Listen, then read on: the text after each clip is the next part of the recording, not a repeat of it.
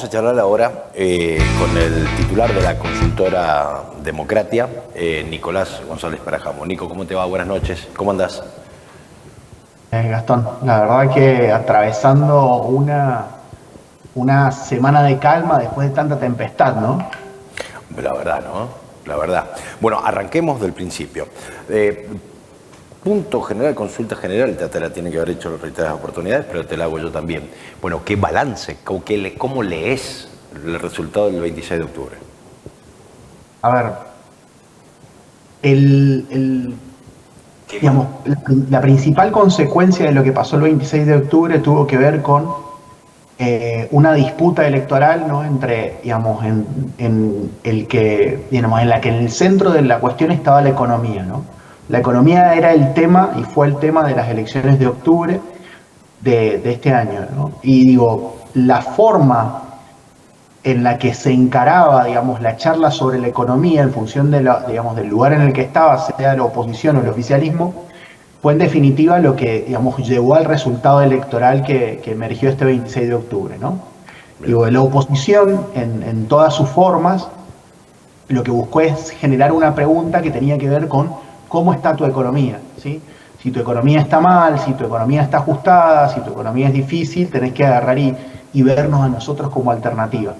El oficialismo, digamos, por su parte, en todo el país, agarró y generó otra pregunta sobre la economía que era, digamos, ¿vos querés esta economía y la del futuro o querés volver al pasado?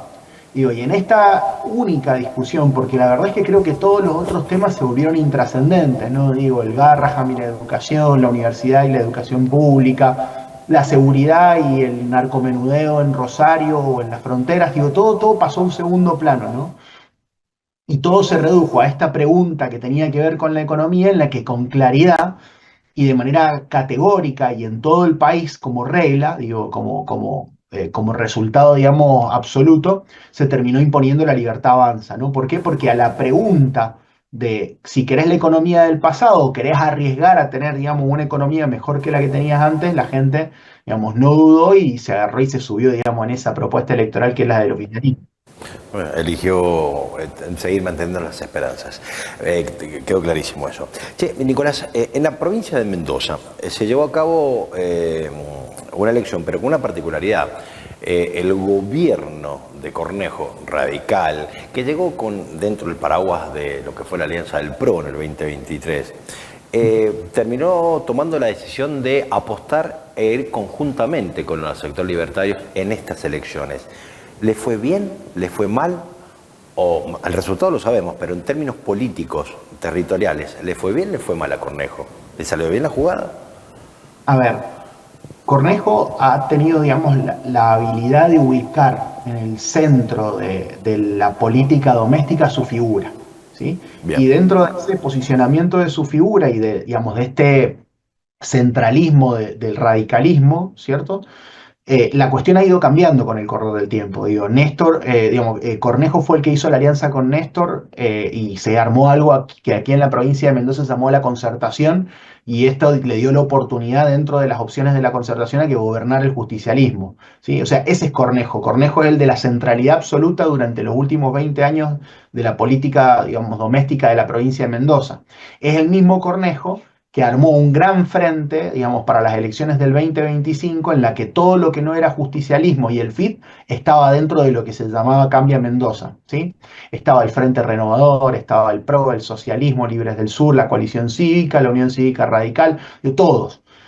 Y se alió con Macri, ¿no? Que nada tiene que ver con Kirchner, con quien se había aliado la vez anterior. Y en esta, digamos, ocasión digamos, con un olfato absoluto de poder, sin perder esta centralidad que caracteriza los acuerdos políticos que genera Cornejo, Cornejo agarra y monta sobre la estructura de Cambia Mendoza, digamos, esta alianza con la Libertad Avanza. Esta alianza que en términos de nombre, digamos, tuvo en primer término en la boleta nacional el nombre de la Libertad Avanza, ¿sí? Y en la boleta provincial tuvo, digamos, la mitad de los colores y la mitad del nombre, pero que en los términos, digamos, que tienen que ver con el desarrollo de la campaña, digamos, tuvo un absoluto protagonismo del gobierno provincial y de las cuestiones provinciales, pero hay algo más relevante aún digamos, que la campaña en sí, que tiene que ver con, digamos, cómo Cornejo manejó la diáspora electoral, ¿no? Digo, Cornejo desde febrero, ¿sí? De este año en adelante, digamos, empezó a agarrar y empezó a centralizar el diálogo mediático en torno a si iba a haber alianza entre La Libertad Avanza y Cambia Mendoza, si primero iba a estar el nombre de uno del otro, si el candidato iba a ser el ministro Petri o iba a ser el expresidente Julio Cobos o alguien, digamos, algún emergente. Digo, Cornejo durante los últimos 6, 7, 8 meses poniendo en el centro del debate, digamos, la cuestión de la alianza, lo que hizo fue que la gente solo hablara de ello. Por eso es que ocurre que, digamos, tenemos esta tremenda diferencia entre el primer partido elegido por los mendocinos, que es la alianza entre la Libertad Avanza y Cambia Mendoza, con casi 54 puntos, y después tenemos 29 puntos atrás, 29 puntos porcentuales atrás, a el Partido Justicialista, que vuelve al segundo lugar después de haber salido tercero en la elección de hace 2 años, con poco más de 25. Digo, el gran ganador, el que, digamos, amasó esta victoria, el que desarrolló la estrategia, el que configuró el escenario electoral que devino el triunfo fue Cornejo. Digo, y de esta cuestión se sirvieron muchos, ¿no? Se sirvió Luis Petri, que es uno de los posibles candidatos a gobernador de la provincia de Mendoza de cada año, un tipo que tiene un elevadísimo nivel de aprobación y de conocimiento público. Se sumó el presidente Milei, que tiene, digamos, en esta provincia, la provincia en la que mejor le fue a La Libertad Avanza en términos porcentuales en todo el país, ¿sí?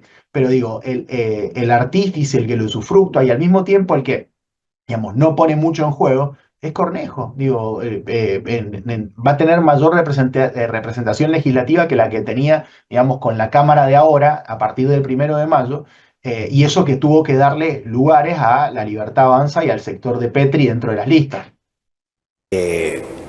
¿Qué pedazo de decisión? Estás diciendo que en febrero ya comenzó a tomar esta decisión Cornejo. Y en el medio, claro, en el medio pasaron cosas en la República Argentina. Se llevaron a cabo varias elecciones, pero pasó Buenos Aires, que fue un triunfo muy importante del justicialismo y quiso trastabillar absolutamente a todos.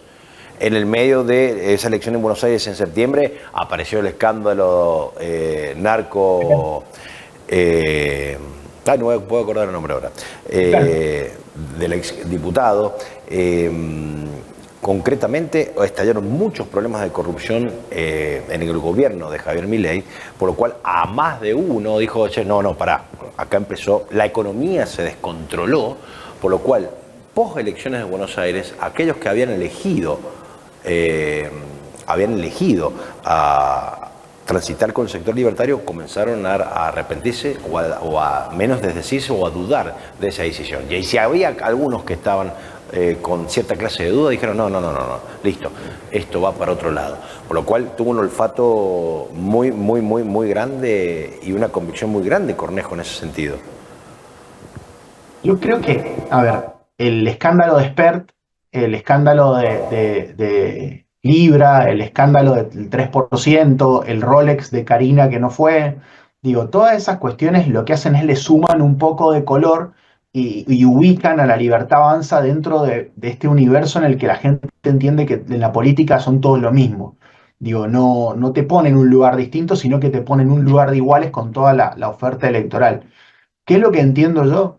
La gente decodifica con un criterio bastante preciso la escala de las cuestiones que deciden las elecciones, ¿sí? Digo, ¿y cuál fue la regla en las elecciones desdobladas del 2025?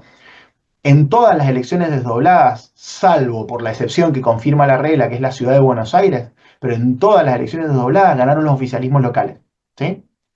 Entonces, digo, ahí tenemos un aliciente que tiene que ver con parte de la materia prima que debe haber tenido Cornejo a la hora de tomar la decisión. Digo, todas las elecciones desdobladas ganaron los partidos locales, ¿sí?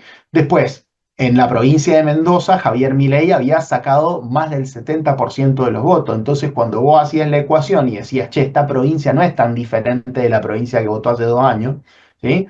Y los oficialismos tienden como tendencia a agarrar y generar resultados electorales, ¿para qué voy a entrar en un conflicto innecesario teniendo que agarrar y afrontar un proceso electoral que no me resulta conveniente o en el que puedo, digamos, tener alguna pérdida, cuando si voy yo con todo junto, yo tengo mayor chance de agarrar y de sacar más diferencia? En el medio, es cierto que han ocurrido todas estas cuestiones que de alguna manera u otra tiñen de sospecha y debilitan la imagen que se tiene sobre la figura del presidente, Pero digo, cuando esto es como las relaciones de pareja. A mí me gustan mucho los ejemplos de la vida cotidiana para contextualizar las cuestiones de la política, ¿no?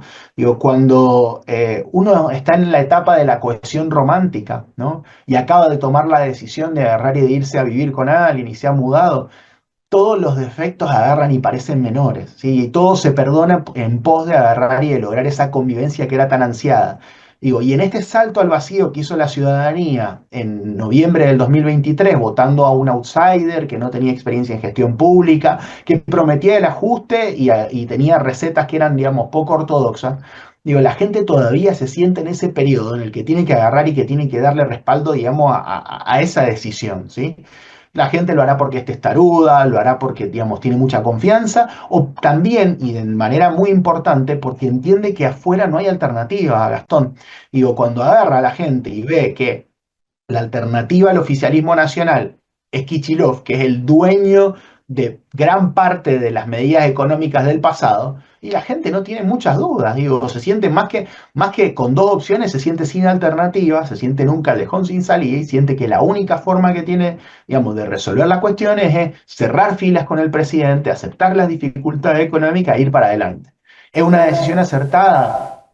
¿Llegaremos a la tierra prometida que nos plantea Milei en sus discursos ideales, medios místicos? No lo sé, ¿sí? Pero claramente, digamos, se ve que la gente entiende que en la pregunta sobre la economía, de si queremos ir para atrás o queremos ir para adelante, toda la gente agarró ir adelante, por más que ir adelante signifique o subir la punta de la montaña o saltar al vacío. Nicolás, muy claro como siempre. Te mando un abrazo, querido. Muchas gracias. No, un privilegio para mí estar de nuevo en el aire con vos compartiendo pensamiento y reforzando análisis y ojalá nos veamos pronto y sea compartiendo antes de que pase el año. Te mando un abrazo a vos y a todos los que nos ven. Querido, muchas gracias. Bueno, allí charlábamos con Nicolás González Perajamo, titular de la consultora Democratia, que viene laburando en Mendoza hace rato y tiene un minucioso detalle de lo que es el fenómeno del vecino nuestro, de Cornejo, y cómo fue tan astuto, camaleónico Cornejo, ¿sí? Estuvo con todos y sabe ubicarse. Y lo más llamativo, el electorado mendocino se lo reconoce.